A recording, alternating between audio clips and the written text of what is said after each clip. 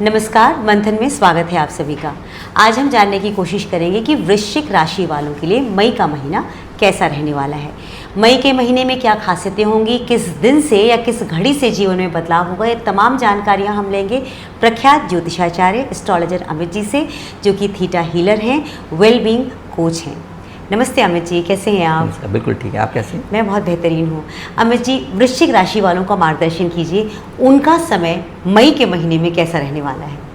देखिए, वृश्चिक राशि वालों के लिए अभी भी समय भ्रम का चल रहा है। अच्छा। और चलेगा। इनको मानसिक तौर पे कई तरीके का भ्रम रहता है और कई गलतियां करेंगे मानसिक तौर पे, ऐसा लगता है। गलतियाँ आपने बोला मतलब? पहले भी हो रहा था ऐसे ही, पिछले महीने भी ऐसा था। गलतियाँ कर सकते हैं, जैसे कि चेक में अमाउंट गलत लिख दिया, डेट गलत लिख दिया, साइन करना भूल गए, ऐसी दिक्कतें हो सकती हैं इनके साथ। ऐसा नहीं है कि इनकी बुद्धि की कमी है, लेकिन भ्रमित होने का, भ्रम में ऐसी गलतियाँ हो जाएंगी, ऐसा होने का दिख रहा है। अच्छा। तो ऐसे केस में अभी भी ऐसा समय चलेगा जो 31 तक सब कंप्लीट हो जाएगा, मतलब सारे ग्रह परिवर्तित होकर के इनके अंदर बदलाव कर देंगे तो अच्छा हो जाएगा। अच्छा। लेकिन तब तक के लिए संभालना पड़ेगा। तो पूरा मई महीना निकल गया ना। साथ साथ क्या है कि एक दो बातें अच्छी दिख रही हैं इसमें। ये दिख रही हैं कि इनके साथ कि इनका प्रॉपर्टी से रिलेटेड कुछ डेवलपमेंट होने का दिखता है। अच्छा। अगर प्रॉपर्टी है तो उसमें इंटीरियर करा सकते हैं, या प्रॉपर्टी लेना चाहते हैं तो ले सकते हैं। सेविंग्स फंड वगैरह इकट्ठा होने के चांसेस बनते हैं। अच्छा। अभी तक बहुत अच्छे से नहीं हो पा रहा था ऐसा, लेकिन अब इनका फंड वगैरह इकट्ठा होने के चांस बनते हैं। मतलब जो पैसा कमाएंगे वो बचा पाएंगे,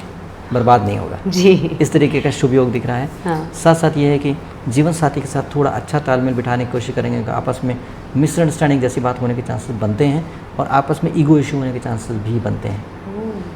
मतलब इनका जीवन साथी चाहे किसी भी राशि का हो, इनकी वजह से मिसअंडरस्टैंडिंग्स बन सकती है। इनका योग ऐसा है ना। अब मुझे एक बात बताइए, एक व्यक्ति को बहुत पसीना हो रखा है, धूप में एकदम पसीने से तरबतर आया है, तो उसका जीवन साथी किसी भी राशि का हो और उसको हक किया तो उसको पसीना लगेगा कि नहीं लगेगा? लगेगा ना। उसको बुरा लगेगा।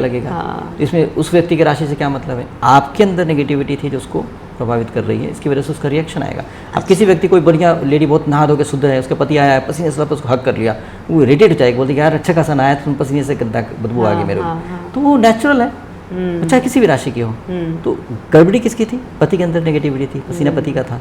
तो इसलिए इस वजह से ध्यान रखना है कि आपके अंदर जो नेगेटिविटी, इसकी वजह से आपके जीवन साथी के साथ आपका ऐसा हो सकता है। तो आपको क्या करना है? आपको कूल रखना है अपने आप को।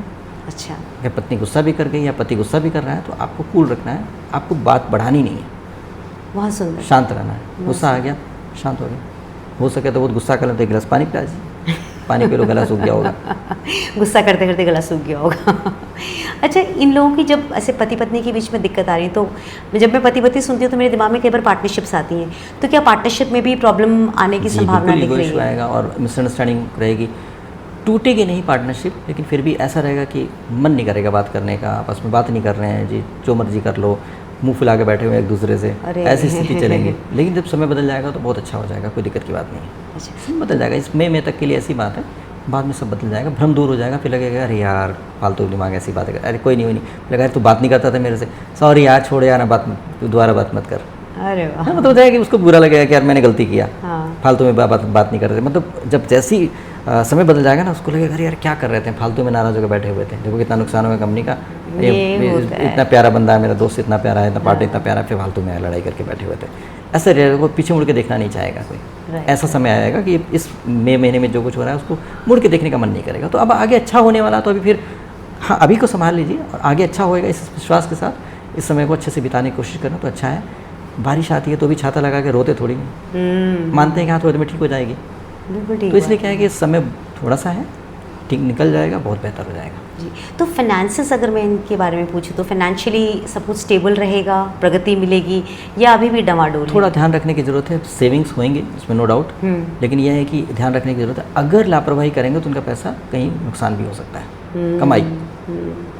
जैसे कि आजकल बहुत कुछ गड़बड़ चल रहा है ना, तरह तरह से लोग चीट कर रहे हैं। हाँ, डिजिटल फ्रॉड क्लिक करिए तो पैसे निकल जाते हैं, कभी कुछ हो जाता है, कभी कुछ हो जाता है, बहुत होता है। ये तो बहुत कॉमन सा हो गया है। राइट। तो इसलिए हम तो कहेंगे, बाकी आपको पता ही होगा, लेकिन कोई भी चीज़ क्लिक नहीं करनी चाहिए। कोई लगे यहाँ ब्लू टिक है, इसको टच करो, ये हो जाएगा, वो हो जाएगा, आपको 200-250 रुपये भेजा है, आपको फ्री गिफ्ट मिल रहा है या फ्री ऑफर मिल रहा है, ऐसा कुछ मत क्लिक करिए। जो लालच करेगा वो फंसेगा, वो फंस जाएगा। जैसे ही क्लिक करेंगे आपका मोबाइल हैक हो गया, बस सारा बैंक अकाउंट क्लियर। बहुत स्केरी चीज़। तो ये बहुत ध्यान रखने की ज़रूरत है। हम तो कहेंगे, मेरी एक सलाह है, पर्सनल सलाह ये है कि एक मोबाइल लीजिए, सिंपल सबसे ऑर्डिनरी मोबाइल। हाँ। बहुत हाई फाई मोबाइल लेने की जरूरत, फीचर वीचर बहुत कम हो, वाईफाई चलता हो, उसमें सारे बैंक अकाउंट वगैरह सब उसके अंदर रखिए, ठीक है। और उसमें सिम रखिए जो बैंक अकाउंट से रिलेटेड है, और बाकी अपने पर्सनल लाइफ में बातचीत करना, व्हाट्सअप करने की, सबके लिए वो सिम डिफरेंट रखिए।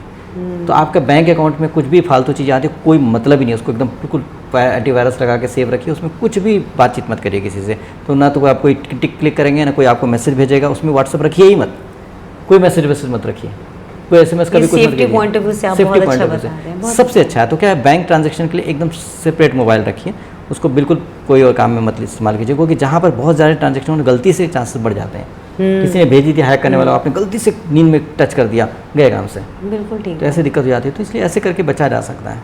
हेल्थ इश्यूज रहेंगे क्या? हेल्थ इश्यूज डिपेंड करता है इनके ऊपर कि अगर ये अच्छा अपने जीवन साथी के साथ अच्छा बिहेव नहीं किए, उनके साथ लड़ाइयाँ कर ली हैं, तो फिर तो बहुत ज़बरदस्त हेल्थ इश्यूज आ सकते हैं।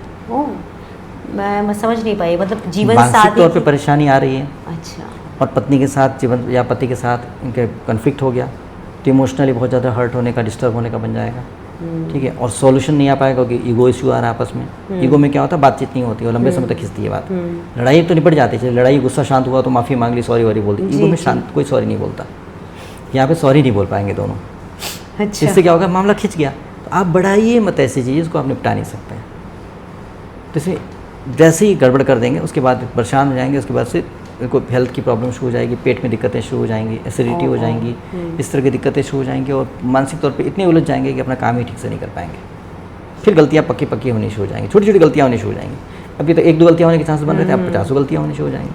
तब तो इनके लिए उपाय ज़रूर है, मतलब मैं चाहूँगी आप प्लीज़ उपाय ज़रूर। उपाय तो ये है कि इनको श्वेत चंदन का टीका ज़रूर लगाना चाहिए। अच्छा, चंदन का इत्र नेचुरल, क्योंकि मेरे को कई फॉरेनर ने गिफ्ट दिया, इंग्लैंड का ला करके दिया, कई बाहर का दिया, बहुत अच्छा ब्रांड का, बहुत एक्सपेंसिव था, और उसमें चंदन जैसी फ्रेग्रेंस नहीं आ रही थी, मतलब अजीब से चंदन था, सैंडल था, हाँ, एक में रोज़ था, एक सैंडल था, 2 दिया था। हाँ, दोनों में न तो रोज़ की तरह लगता था, ना सैंडल, वो फ्रेग्रेंस था, बट चूंकि हम लोग रोज़ गुलाब जल वगैरह तो नेचुरल सुनते हैं ना, हाँ, और वो भी तो वो एकदम नेचुरल सा नहीं था फ्रेग्रेंस। हाँ, तो वहाँ पे सैंडल इतना एक्सपेंसिव या कि ब्रांड के चक्कर में मत पड़िए, एकदम देशी सैंडल अपने यहाँ भारत में खूब मिलता है। कुछ नहीं मिलता तो लकड़ी ले लीजिए, हाँ, घिस के लगा लीजिए, खुशबू आती है अच्छी सी। हाँ, तो ऐसे करके अपनी खुशबू सैंडल की, चंदन की आपके आसपास हो, चंदन की खुशबू लगाने की कोशिश करें, और महामंत्र का जाप अवश्य करें, बहुत ज़्यादा अच्छा रहेगा जी, क्योंकि अभी आपको मस्तिष्क से रिलेटेड ही परेशानियाँ होंगी, भ्रमित होने का बनता है, और सरस्वती माँ की पूजा करना भी बहुत अच्छा रहेगा। तो इससे आपके अंदर सद्बुद्धि आएगी, बुद्धि है आपके अंदर, लेकिन उस बुद्धि को इस्तेमाल करने लायक बन जाएंगे आप। बुद्धि होना एक बात है, सद्बुद्धि होना दूसरी बात है। सबसे अच्छी चीज़ ये है कि बुद्धि से सद्बुद्धि तक का जो रास्ता है वो तय करना इन लोगों के लिए बहुत ज़्यादा जरूरी है। बहुत अच्छा डिफाइन कर दिया आपने कि बुद्धि से दुर्बुद्धि की तरफ भी जा सकता है। हाँ, सही बुद्धि बात से है। सद्बुद्धि की तरफ जर्नी करने में यहाँ सरस्वती माँ मदद करेंगी। और कृष्ण भगवान क्या करेंगे, कृष्ण भगवान महामंत्र जाप करने से ये हो जाएगा कि आप दुर्बुद्धि की तरफ जा ही नहीं पाएंगे, बिल्कुल, और आप फालतू चीज़ सोच नहीं पाएंगे, आपका दिमाग ब्लैंक हो जाता है। महामंत्र का बहुत अच्छा रिजल्ट मैंने देखा है। आप बहुत परेशान है, कुछ मत कीजिए, समझ नहीं आ रहा क्या करना है तो आप कुछ मत कीजिए। जैसे गाड़ी समझ नहीं आ रहा क्या करें तो हम न्यूट्रल करते हैं, उसके बाद गियर चेंज कर लेते हैं। जी जी, तो वही होता है कि न्यूट्रल करने के लिए बहुत अच्छा है।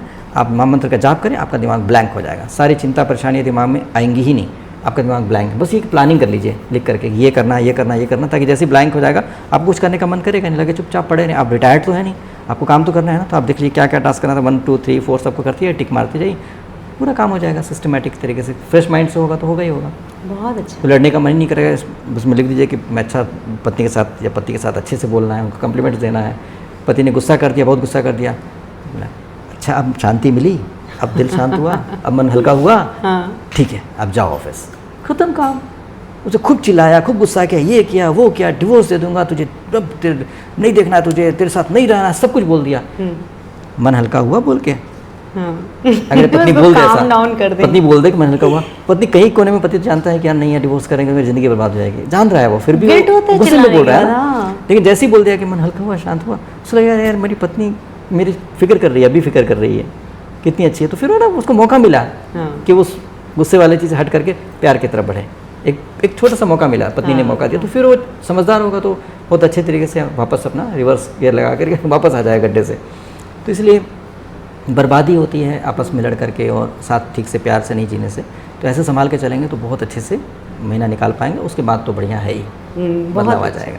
बहुत अच्छा। मतलब जब जून के महीने में इनको प्रेडिक्शंस बताएंगे तब हम बहुत एनर्जी के साथ बताएंगे कि कितनी अच्छी चीज़ें और आगे होने वाली जी, है। जी, जी। आज के लिए आपका हृदय से बहुत बहुत आभार। Thank you so much. आपका भी धन्यवाद। नमस्ते।